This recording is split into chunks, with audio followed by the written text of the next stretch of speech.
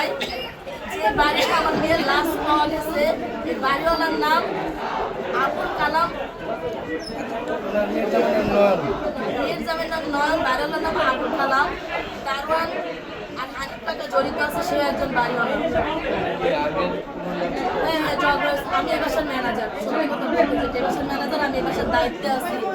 আমার বাড়িওয়ালা ক্যান্সারের রোগী, 25 দিন পর্যন্ত আমাদের ফুসফুসে ক্যান্সার। আমার বাড়িওয়ালা প্যারালাইসিস নাই, যার কারণে বেশিরভাগ সব দায়িত্ব আমারই দেখতে হয়। যেহেতু ওনারা আসতে পারে না, দক্ষিণ বনশ্রী থাকে, ওনারা যখন এই বাড়ি পালিং করে তখন পালিংয়ের পানি মেন ওয়াল দিয়ে সে পাচার করছে, এই মেন ওয়ালে ঢাকনা খুললা। পাঞ্জাবের জগতে একটি বিশ্বস্ত নাম শাবাব এথনিক ওয়্যার।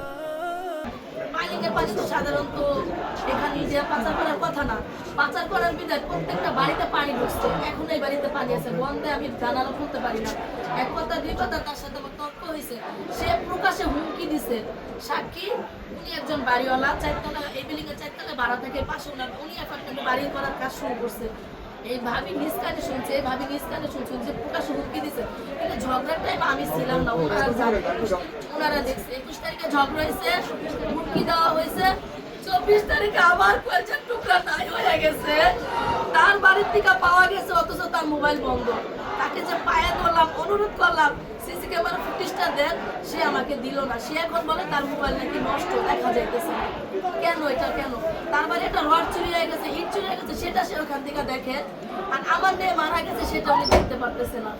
এটা কিভাবে সম্ভব? আমার মেয়ের মুখে প্রচন্ড পরিমাণের বিস্কিট ছিল, তাকে যে মাথায় নিয়ে ঝাঁকাইছে, মেডিকেলে নিয়ে অক্সিজেন দিছে, চাপ দিছে। আমার মালিকের মুখ থেকে শুধু বিস্কিট বের হয়েছে।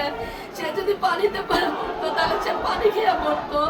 তার শরীরের পোশাকটা আছে, আমার মেয়ে তারাবি নামাজ পড়ে বের হয়েছে, হিজাবটা পাওয়া যায় না। তার মাথাতে হিজাব ছিল, এই যে আপনারা বলেন এটার গায়ে একটা বালি কেন থাকবে? একটা ধোয়া পোশাক, সে নামাজ পড়ছে, সে মাদ্রাসায় পড়ে, 6 বছর বয়স। আমার মেয়ে 6 বছর বয়স, দেখেন কেদা, প্রচন্ড পরিমাণে কেদা ছিল। সে যদি পানিতে ডুববা মরতো তাহলে কেদাগুলো কেন আসবে? সে তো পানিতে ডুববা মরছে, সে পানি খায় না।